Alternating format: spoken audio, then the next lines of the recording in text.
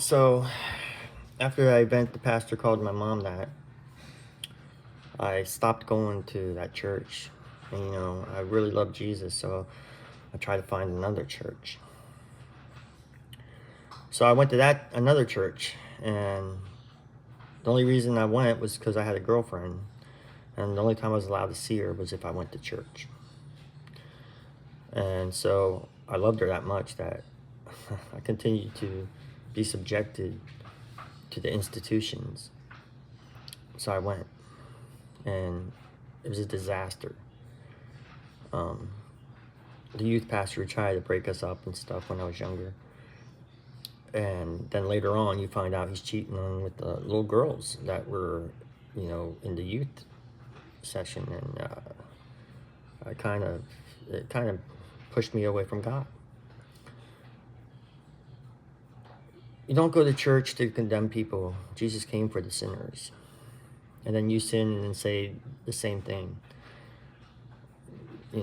It's kind of weird how they can point fingers and yet do these things and think they can get away with it.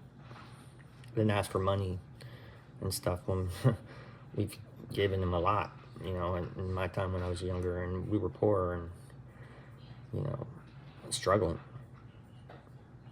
But I forgive those people. And I know that, they're sinners too. The problem with it is Jesus says about lost shepherds, leading sheep into hell, pretty much. And a lot of times, a lot of these pastors don't know that when they do these things, they push people away from God. And that hurts my heart.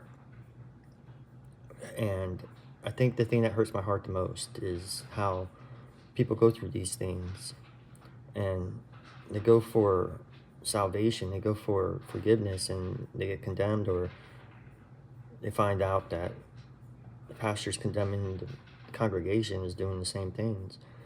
And a lot of kids, like you see with the Catholic Church, for example, with all the kid molesting and stuff, God forbid.